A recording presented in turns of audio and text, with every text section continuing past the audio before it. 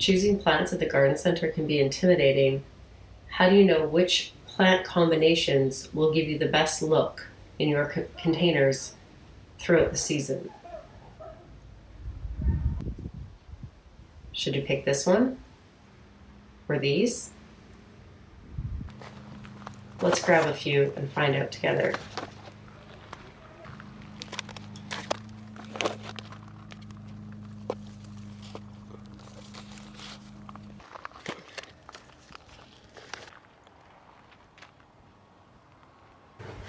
Hi there, Plant Girl here. So, you went to the garden center, you picked out a bunch of beautiful plants, everything that caught your eye, whatever was fun and exciting, the new colors you hadn't seen before, something bold and exciting, and now you got it all home and you're wondering, what do you do with it? How do you put it together into a pot or a container that's going to have some cohesion and work well throughout the season and all work together? So I'm here to hopefully help you figure that out and maybe give you some tips and ideas for when you're at the garden center and you're plant shopping, or if you're looking at a load of plants and you just aren't sure what you're going to do with them all now. So let's dive into these plants and have a look at some of the things I think would be important to think about as you're shopping for plants. And then when you get them, and then you'll be ready when you get them home to have them go into a container, basket, pot, or even in the ground. So this is a small selection of plants that I have either picked up in the last week from garden centers or that I've grown myself in my under lights indoors or in my greenhouse.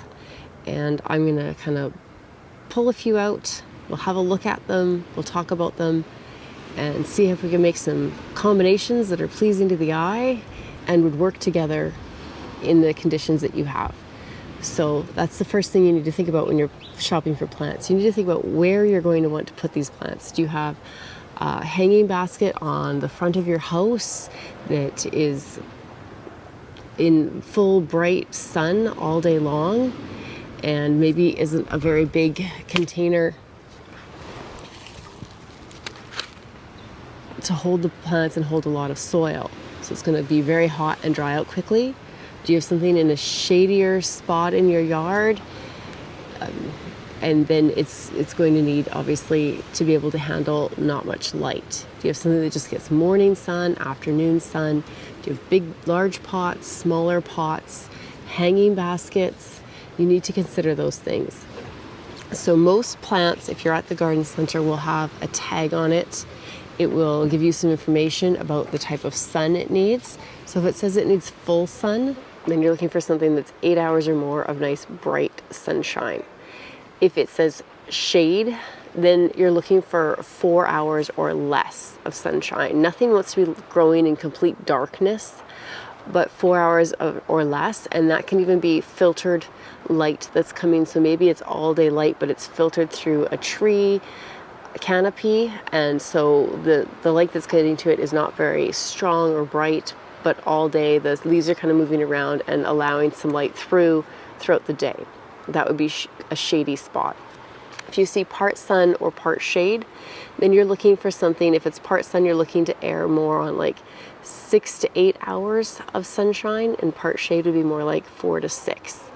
And these amounts of sunshine are going to change throughout the season. So you need to kind of know your space as it's going to be for the time of year you're going to be growing these plants. In the spring, the lighting can be a lot different than in the summer or in the autumn.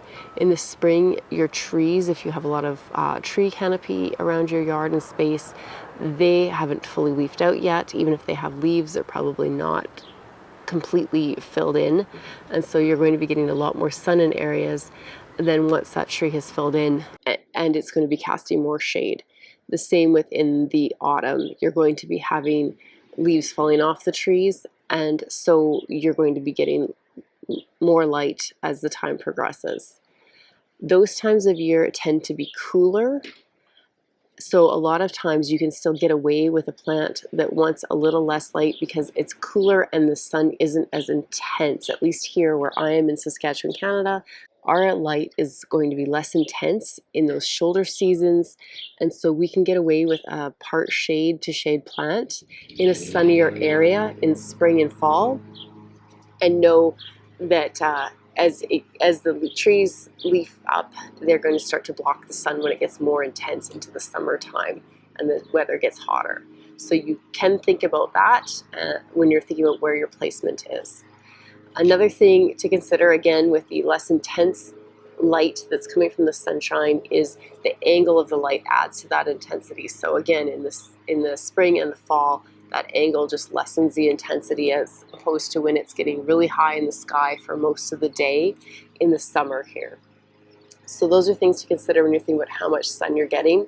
And it's a good thing to go around and just make a little note, whether it's a mental note or I prefer to write it down somewhere where I'll find it in a garden journal or something in my phone, of the different areas where you like to have containers, and make a little note of what kind of sun they're getting throughout the year and the different seasons, and how easy it is to water them.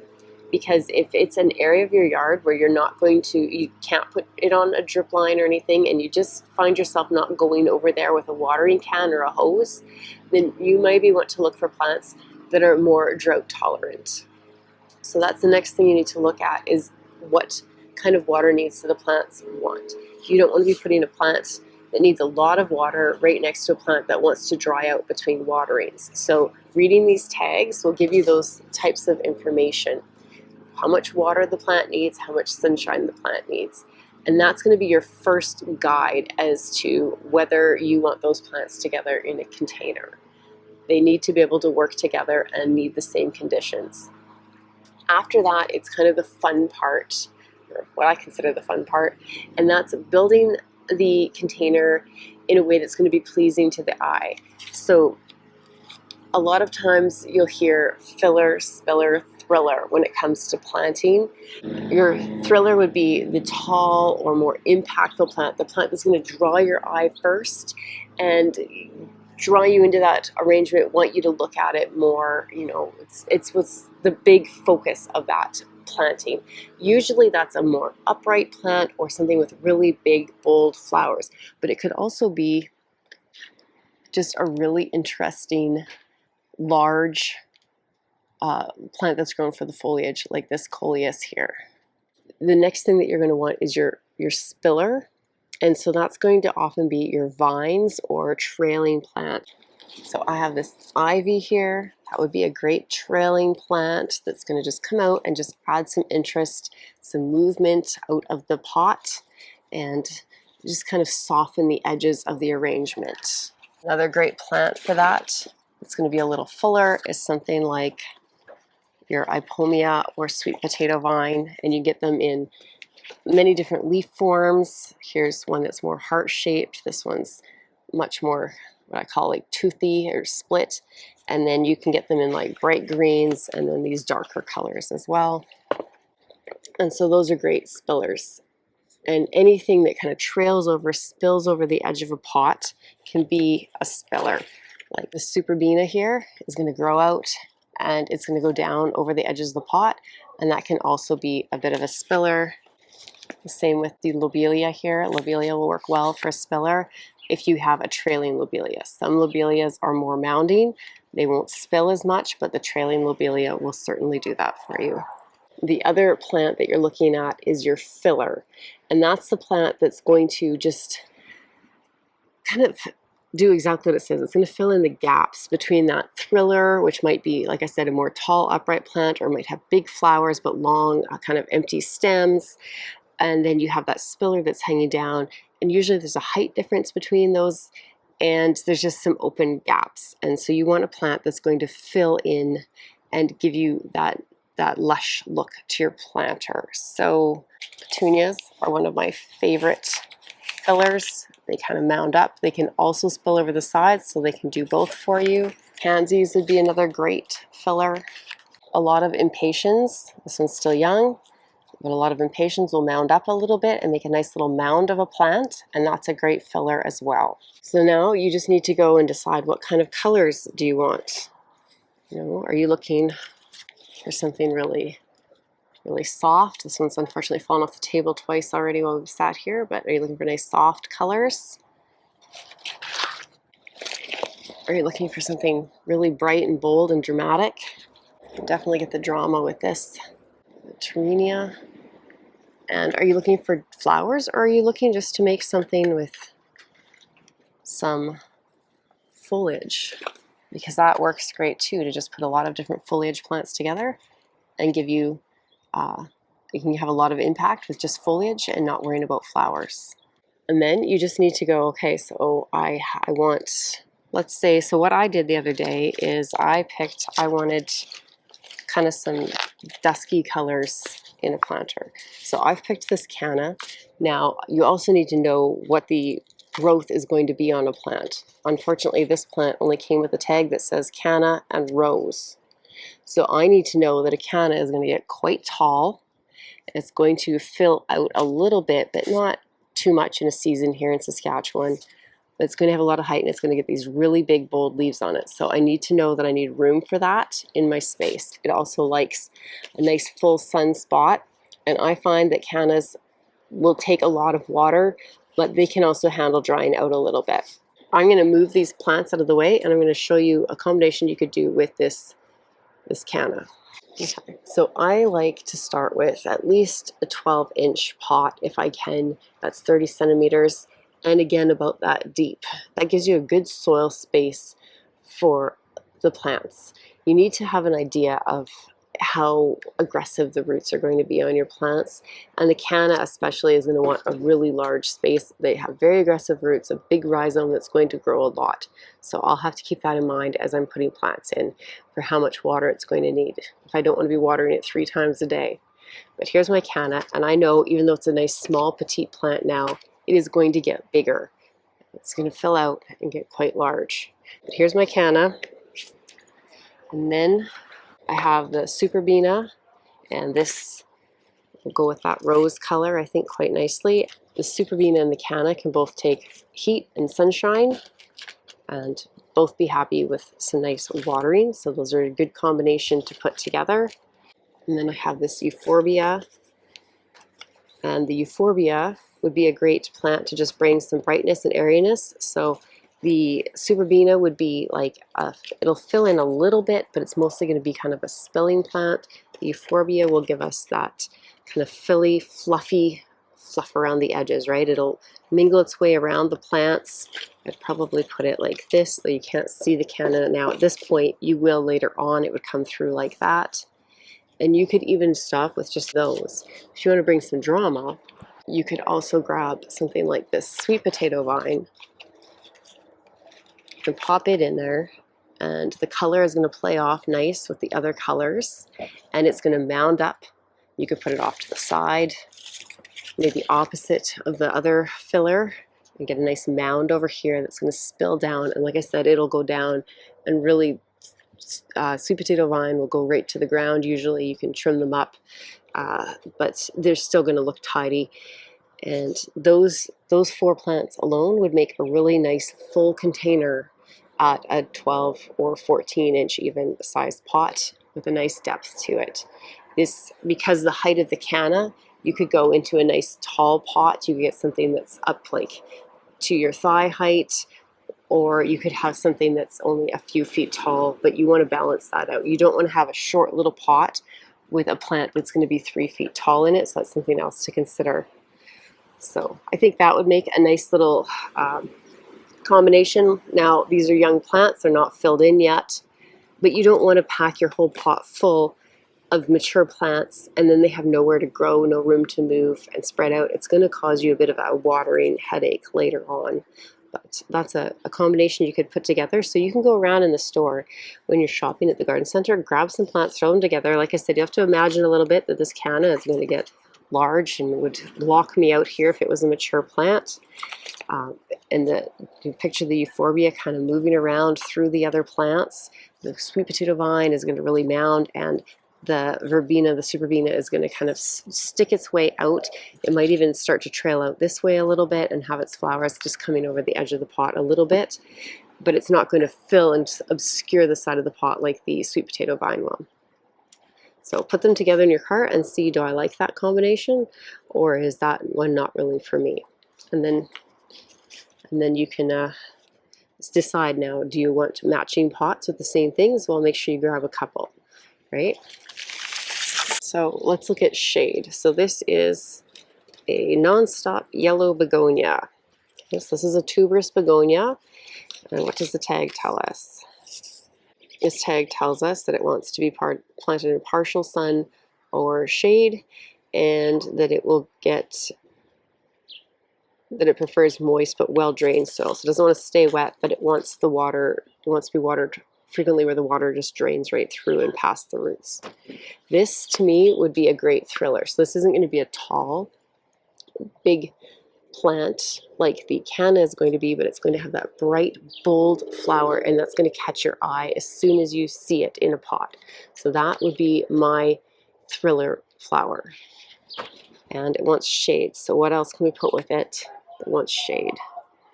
I think this ivy would pick up on the tones of the yellows. It would come down. It would be a great spiller. Let's move these a little bit more. So that would be your spiller. You have your thriller. You might even want a couple of these ivies depending on the size of the pot, because they're not going to mound and fill in like sweet potato vine. And if you can get one that has lots of these, the longer stems, then you maybe just want one. This pot just only has the one, and it's not going to grow a lot over time and fill in a lot of these long stems until probably near the end of the summer, if that. So you might want a couple if you're looking at something like this. And then we want some more shade flowers. So we could go in with some bright pops of impatiens if we wanted. These are nice white Beacon Series impatiens. They take the shade and they could look nice in there. But I feel like, for me personally, the leaf size and kind of the shape of the flower is too similar to the begonia, and I feel like it kind of takes away from the begonia a little bit. But I have these lobelia. Now, I wouldn't use the blue one probably, though blue and yellow is nice together. But you could have these lobelia, and lobelia will work well in sun and part shade. So the part shade would work with the begonia and the ivy. And I find they don't want a lot of heat, so a nice part shade area is a great place that's usually not too hot. And you see, if you put that in there, that can soften the edges, be a bit of a spiller, but it also comes up a little bit and will fill in a little bit, give you that airiness and that nice leaf like that. And I think that would be a nice combination. Then you want to bump it up a bit and throw in a nice bright coleus. Now, this leaf is a big, bold leaf like the begonia leaf, but it's smoother around the sides. It kind of has the opposite coloring. The begonia has kind of red on the edges and the bottoms and green in the middle. This is red more in the center and green on the edges. And it's just a nice, bold pop of color. Those plants would all do nicely in a part shade area. The coleus is also going to get quite large. So it might be a little bit of two kind of thriller plants, one with the big bold flower and one with the big bold leaves. But I think the coleus is going to wind up as more of like that kind of backdrop that just really makes these yellow flowers pop. I don't know how well it's showing up on camera there, but you have that red in with the yellow of the flower. I think that'll look good. So that would be a couple of combinations that you could use to really, you could go from your shade and to your sun. And that's just using those basic principles of your thriller plant and your filler and your spiller. And as you can see, some of the plants will serve kind of two purposes. They can spill and fill a little bit, or they can thrill and fill a little bit. So you just have to know the way the plants grow and play around with them to see what works for you. Let's see what else we could do here. This dahlia now it's dropped again. It was a rough ride over here. So this is one that I grew from seed. It's called Sunny Reggae. And so the dahlia is going to get quite tall. It's going to have those, it has a bit of a flatter dahlia flower, usually the sunny reggae, and it'll be in kind of reds to oranges is what came out of those seeds last year. When you grow dahlias from seed, you never know exactly what flower you're going to get, but I have an idea, like you'll have a general idea. They just won't be exactly the same. So if we had this nice dahlia, and dahlias, again, they like a lot of water, but they don't want to stay wet. They just want to be not dried out completely, and they like lots of sunshine. And you could throw maybe some bacopa. Now this is a tray of 6 in here, but you could throw a couple of bacopas in with it. These are nice white flower, and they're going to spill out the sides. And I would only put, you know, a couple in, but this is a tray of 6, so we'll work with it. And then what else could we put? Again, you could use a coleus. A lot of coleuses will work in sun or shade, so just read the tag on it or look up the variety if you're not sure. But a lot of times you can work with a coleus in sun or shade, so you could do that.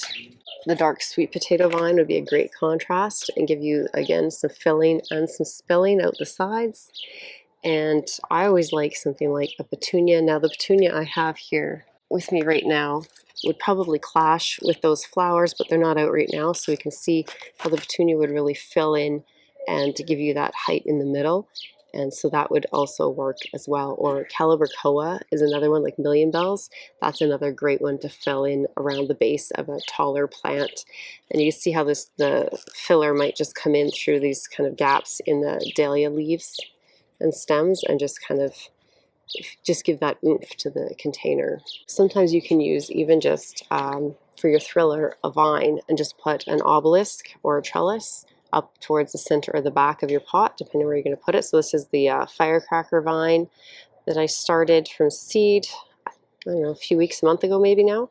So you could even have one of those up on a trellis and then put in some plants around it. So with a vine, sometimes you want a little bit more of an upright kind of plant to go around and fill in around the bottom a little bit. So maybe some verbena that is a more upright verbena. There's trailing and upright, so you do need to read. Some of these plants will do both depending on the variety. I'm just deadheading here, which I guess took off all the white flowers. But so an upright verbena, and then you would have an obelisk filling in with the vine going up, and then you need something trailing, so maybe some scaevola, which can be deceiving right now because it looks like this tiny little plant. But let's read the tag. This plant is going to get 15 centimeters, which is about 6 inches tall, and it says space it 25 to 31 centimeters, which is 10 to 12 inches. And I know that it's going to kind of trail out a little bit when it does that. It's not going to just be a mound that wide like this. It's going to be more stems coming out the sides that long. So that would be one that would be good to kind of go over the edges a little bit and soften the edge of the pot. Or again, you could go, I wouldn't probably do another vine, just to get too many viney plants. Sometimes it, again, it's the same as with the begonia and the impatiens. It's just too much of the same thing. But even though this is called a potato vine, the potato vine doesn't have that same viney look. It is much more moundy and full and lush, and so it would probably work with this to hang over the edge as well. And depending on what kind of petunias you have, if it's a more mounding kind or if it's a wave or something, then you could even put that hanging over the edge of the pot.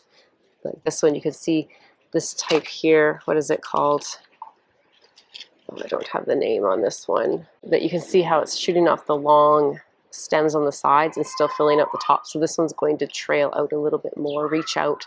So it could be a little bit of a softening on the edge of the pot as well. And these plants that I grabbed here would all like full sun. They'd all be very happy with that full sun and just an average water.